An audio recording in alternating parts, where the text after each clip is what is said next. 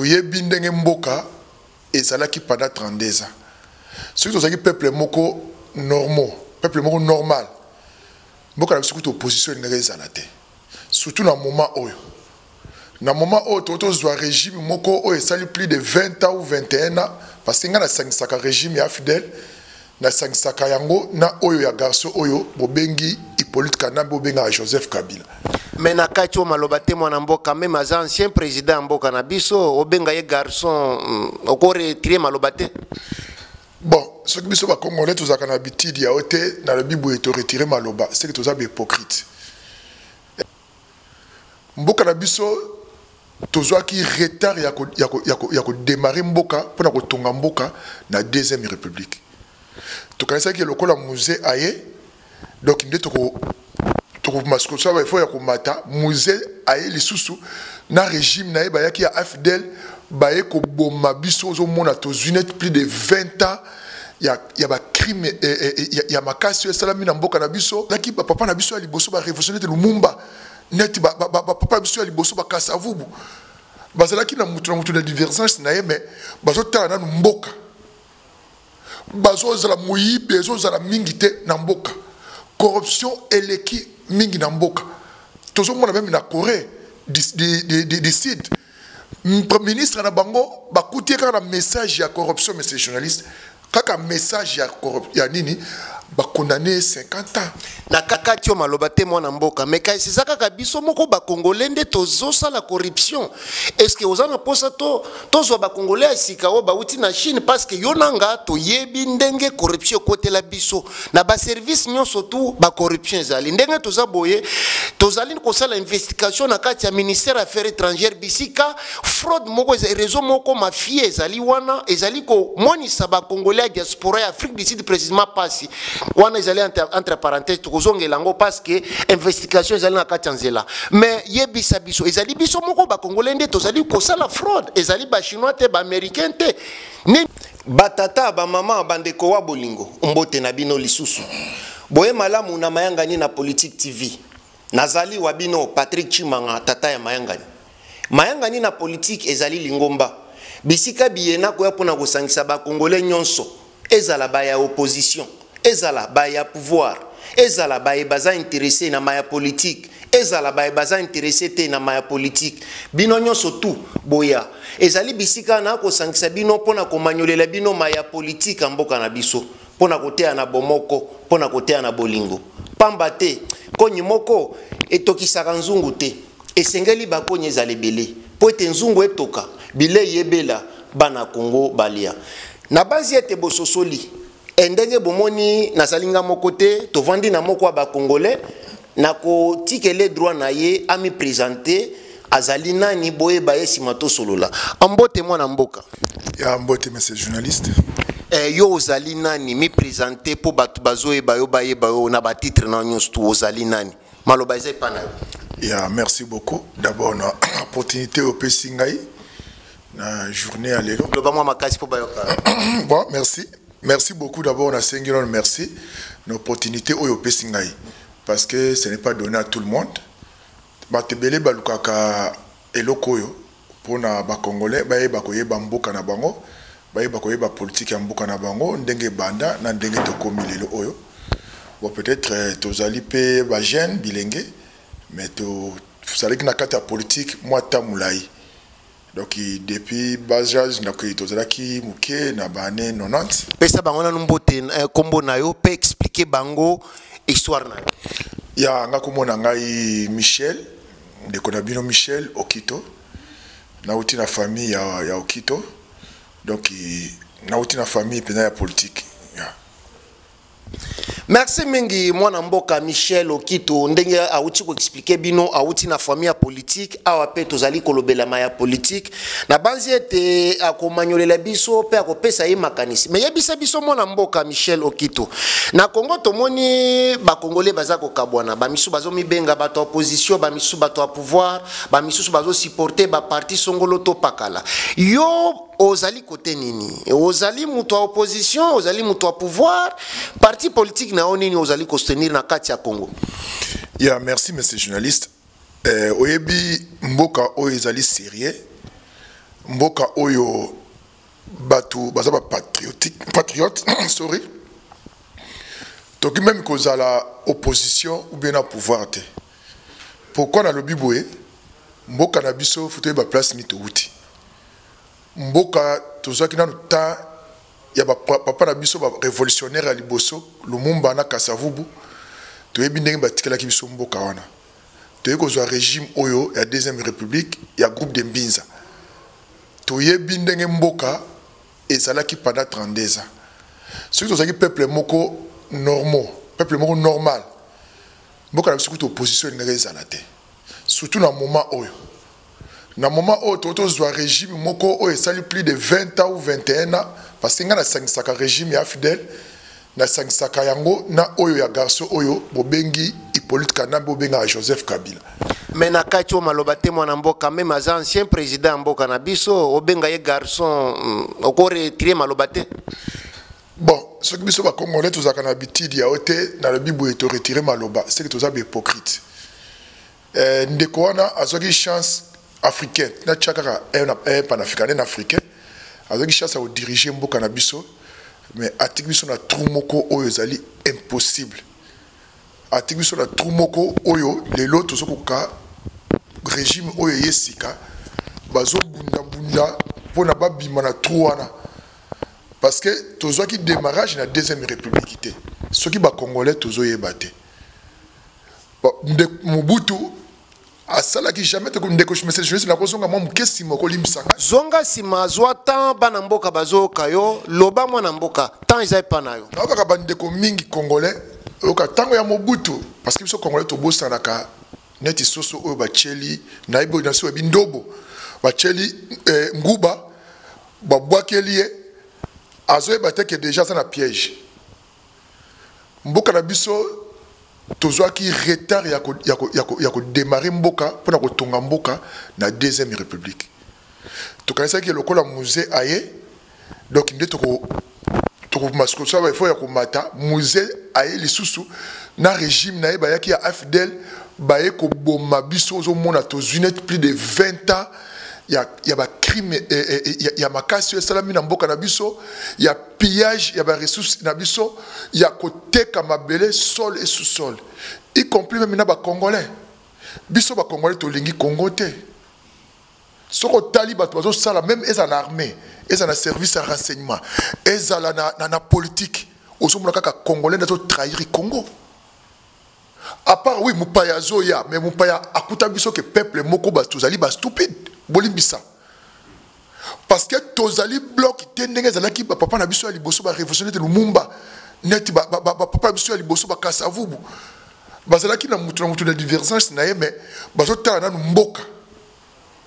bazozala muyibe bazozala mingi te na mboka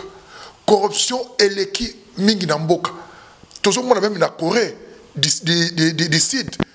ministre na bango bakuti kaka na message ya corruption mais c'est journaliste kaka message ya nini ba condamné 50 ans na kati yo maloba te mwana mboka mais kai c'est kaka biso moko ba congolais nde tozosa la corruption est-ce que ozana posa tozo ba congolais asika o ba uti na Chine parce que yonanga to yebi ndenge corruption côté la biso na ba service nyonso tout ba corruption ezali ndenge toza boye tozali ko sala investigation na kati ya ministère affaires étrangères bisika fraude moko réseau moko mafia ezali wana ezali ko monisa ba congolais diaspora ya Afrique du Sud précisément passi wana ezali entre parenthèses tokozongela ngo parce que investigation ezali na kati nzela mais yebisa biso ezali biso moko ba congolais nde tozali ko sala fraude ezali ba chinois te ba américain te nini ozaluba malheur ya Congo ezali biso be intellectuel congolais malheur ya Congo ezali biso be intellectuel congolais na opesa pe message yo na ndeko nanga lutundula ekumani mutetela azaka peuple moko pire kasaye mutetela azalaka boye soki bino bato bozwi chance botangi bozwi chance à gouverner mboka wana mais soki malamu ezosalema te boyeba ke bato bakozala modi ya bagénération na génération parce que ngai nazwi chance tata na ngai azali conseiller Lumumba na éducation nationale leki ya Okito Arma Okito elle me disait soki ozwi chance ya diriger mboka mbongo ya mboka ezalaka ya peuple na nzambe mutu ayibaka mbongo ya mboka mutu oyo azwaka nyonso baningani bazolala nzala mutu wana akomaka le plus malheureux du monde naye komona yango monsieur journaliste ntango toye na bamboka oyo toye kotala bahistoire ya bato neti babokasa neti oyo ya Central Afrique oyo nani bokasa na nini bana na bango bakombi koyiba na biloko na alimentation na poto na comprenaki ke les biens mal acquis parce que tant yo outi na politique oye riche te oye pauvre oye kozo ya peuple mais comment to benga mutandengo wana riche mais to mona ka ba congolais bazo kumisa bato oyo bazo yiba biso to sala politique tozo yiba bango bozo benga bango ba papa social bozo pesa bango kombo ya ndenge na ndenge eloko tozo senga pe na peuple ndeko na biso oyo azali de père et de mère azana pouvoir toyeba ndenge nini biso moko koyeba ko tiandeko oyo ndenge bino bakino bolobaka poids. Merci mingi na kati ote batata ba mama bandeko bolingo boyoki ete mwana mboka Michel Okito azana ebele akoloba mais ndenge boyebi media télévision tozo salela ngonga tokoluka embala mibale poto lobela na mukuse pe na mulai sur politique ya Congo en général pe comportement na biso moko ba congolais en général pambate soki tozo bundisa corruption et sengeli biso moko na nuto changer mentalité et tozo ngana na ba actualité mwana mboka élection ezana kati ya mboka oyebi ke élection selema ki na Congo ya nazalaki kutu awa kolandela ngo penza na bandeko na ngai nyonso oyo ba patriote parce qu'il y a des vrais patriotes tout le monde na mboka toko benga na kutu ba patriote te congolais penza na to koti patriotisme na nezubisote to andaki élection malamu na coup de chapeau na ndeko na biso Kadima vraiment makambo mususu oyo asali automona kana bamboko net ba Afrique du Sud na tunyo na nini ezali impression na aussi l'élection ngo et salemi malabu et salemi mabi selonyo même élection ya bamboka neti be États-Unis où ils ont plus de 5 siècles 6 siècles babanda be élection moi ba loka mike ezangaka bakolo bateka élection moko za parfait na monde ezalité to mona na États-Unis deux villes basala élection en retard et puis kuna be ba tripotaki ba machine donc ce que boni abiso oyo tozali ba jeune oyo tozali kola soit des jeune démocratie oyo na to komi na esika oyo tozo kendete mais quand même coup de chapeau oyo to moni bazo publier localité na localité zone na zone ville na ville ezalaki eloko moko ya sika ke to moni penza ke biso bato libanda awa ndenge salemaki na South Africa kaka yangonde ba publier kaka moment oyo kaka bazo silisa na South Africa bazo côté ba irne mbala moko déjà résultat et yebani déjà na Kinshasa et ça pleko moko yozali betono mona bato ba chair de combat papa na donc pona yo et salemi na ndenga malam donc sur 100% na kopesa ngo 60% 40% avec l'état ngakutu pona ngai ndeko wana même na élection ya 2028 ba peste les sous chance. Merci mingi batata ba mama bandeko bolingo boki ndenge mwana mboka Michel Okito alobi élection isalemi malamu mais apesi yango 60% selon ye mais mwana mboka tomonaki na mokolo le 31 décembre 2023 tomonaki seni na mwana mboka Denis Kadima ko publier ba résultat provisoire présidentiel bien sûr oyo tomoni mwana mboka Félix Antoine Tshisekedi Tshilombo abimi liboso lokola molongi pe kolanda na mwana mboka Moïse Katumbi Chapwe pe kolanda na mwana mboka Martin Fayulu Madidi makanisi na eza nini oyo tomoni ezali oyo bato wana ba mérité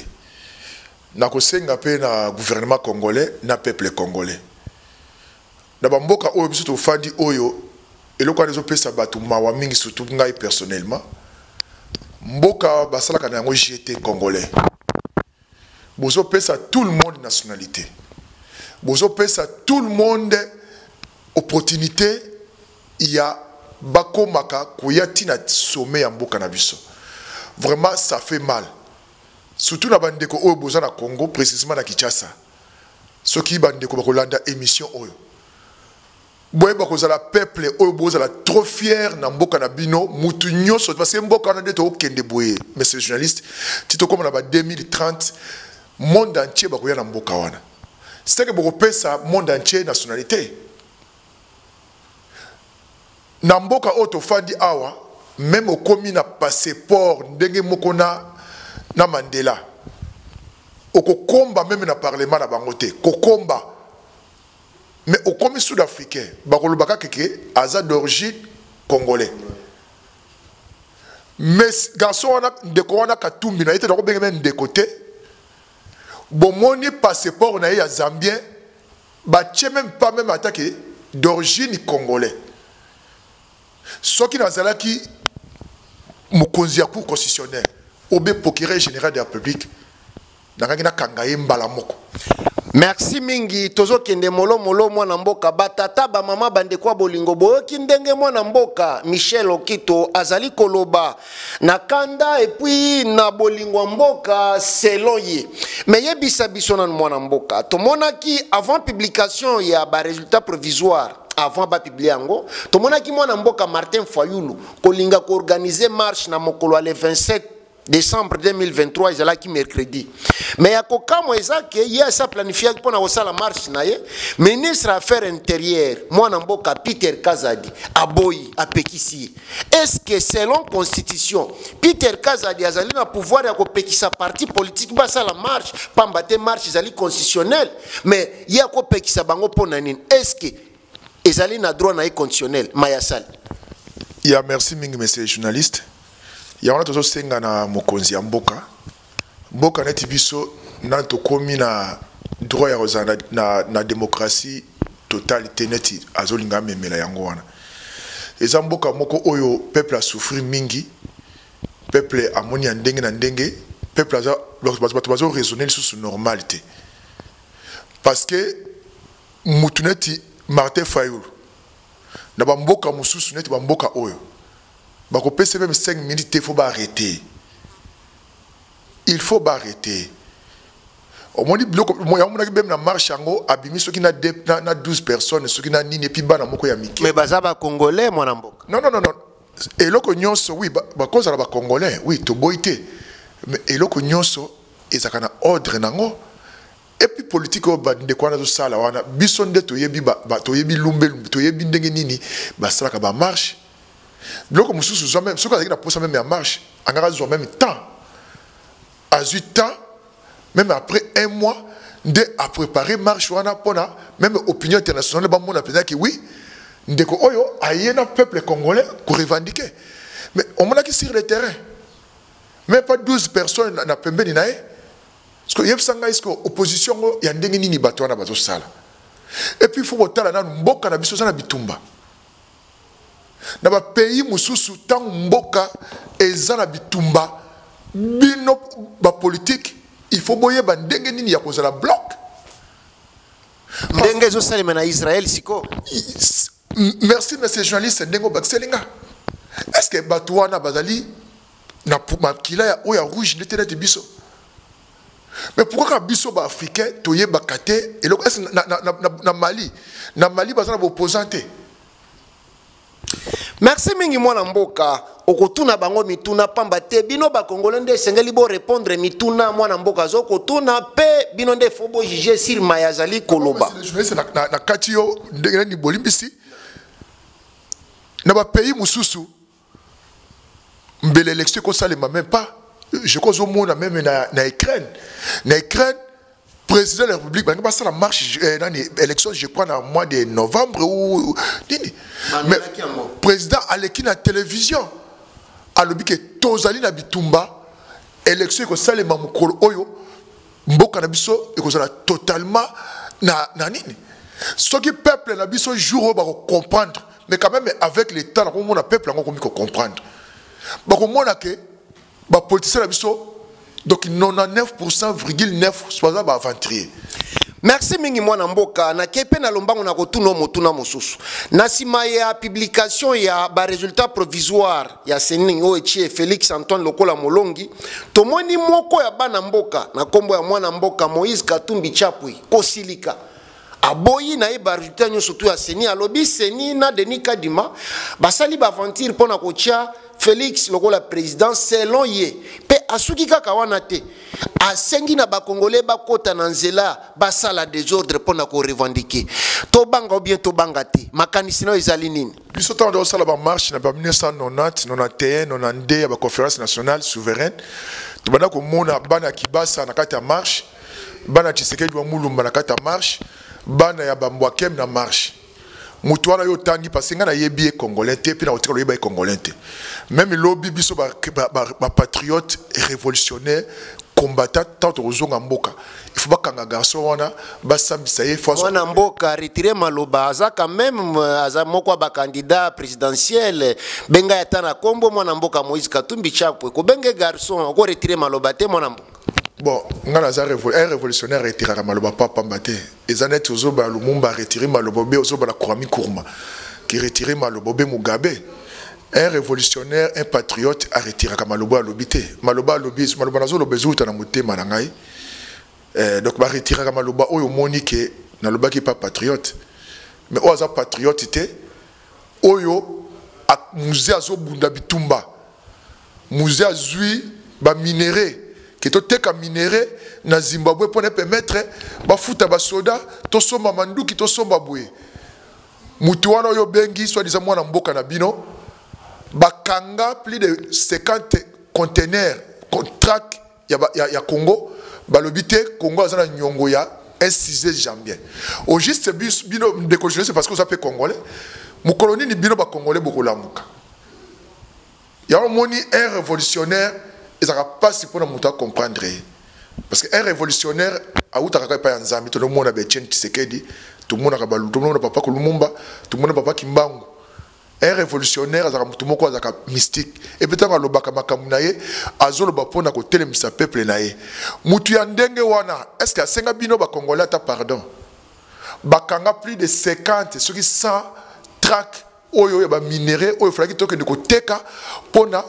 mboka na biso ekotisa nini pona to soba basobela tabana même kiss na ba mama yemo même ba kiss na ba kalembelembe mais un sujet wana obozo benga lelo mwana mboka. Même ngai eloko wana zaki na kanda mingi ya komona mutu wana proportionnel baye bandenge nini ya kopesa autorisation ya kocha candidature il fallait pas nazo senga pena bandeko nanga na profiter senga pena bandeko nanga bakatange bandeko bakatange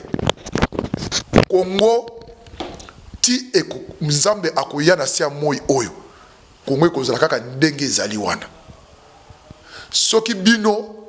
bozo zala manipuler parce que bato moko bapesi bino pombe bozo boma bandeko na bino bakasa ye pona ba bêtise boyeba ke lobby minéré kokende na ba Congo ke ba Congo nde minéré ekomi ebele bokoya pe refuge ndenge bozo boma bandeko na bino bakasa ye boyeba ke tous les Congolais bana kanda likambo na mingi mais si je dis c'est loko kokata ya ngote nazo pesa na kokata ngote o ezali oyo parce que et comme trop c'est trop il faut boyeba ke mboka na bino ba boma ba prophète net ba kimbangu ba boma Lumumba oya telemaki pona kosoko kene Équateur okuta ba ke ba 90 ba boko ezalaka te makolo ezalaka te okotuna question pona nini papa oyo na ba gemena na kenda balobité azalaki na 10 ans akendaki na ba parents na kosala caoutchouc akokaki te basango bakataki ye maboko ya ba mindele boye ba ke lobby nzamba ki kopesa kasai bomengo nyonso beaucoup exode rali ko kende kuna parce que soki bande ko na bazongisi beaucoup lobani il faut tous la kamayele tous na 21e siècle. Dans le 21e siècle, le peuple a cause de la xénophobie. Dans le temps où le Katangé n'y a sauté, Oyo bazali manipulé. Na ba payanet bakatumbi. Batu bazo zoka mingi na comportement oyo bazo mona bozo sala na Katanga. Katanga yetu. Non. Congo est riche partout. Mboka auto fandi Afrique du Sud, Chine, États-Unis, bazala riche na bilanga. Mona bamboka neti babandundu ezana mabele moko ezali trop fertile parce que lobby ce que je sais que mabele wana nde il faut biso toza la bien donc exode iral na bandundu te Pourquoi mutumoko oya tangi ata classe te bazo manipulaka bino ata tangi classe. Peuple bazaka ini. Oba Sud-Africain balobaka together. Sud-Africain azaka ini parce que alingaka banyoko mingi balingaka buzoba te. Biso pe Congolais to nyoko mingi. Plus de 80 ans ya ko boma pa Belgique ya ko beta ya ko kata maboko. Yana ba papa na biso ba kendaki na table ronde ba telemeli ba Belge na ba américain. Mais bino boza manipuler pour na ko bomaka bandeko oya kasai.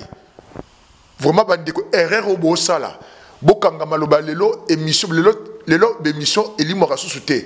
Boko regrettaka parce que eko koma un jour minerai style na katanga boko kende kisangani. Bataki sangani pe boko balabino ke boye exode rural. Oyo to sala ka lelo ezonga lobby. Merci monsieur journaliste. Merci mingi batata ba mama bandeko bolingo boye kindenge mwana mboka alobi mengai lokola mopanzi sango to journaliste musala na ngai ezali ko sangisa ba congolais nyonso biso tu tozali eloko moko mboka wana Patrice Emery Lumumba tikelaki biso yango mwana mboka Joseph Kasavubu mwana mboka Désiré Mobutu Sese Seko et puis mwana mboka Etienne Tshisekedi wa Mulumba pona kotanga ba wana muluba mungala mukongo tozali eloko moko et ngeli tozala liboke pona ko développer mboka na biso totelemela ba politiciens nyonso mabe o bazwa na ba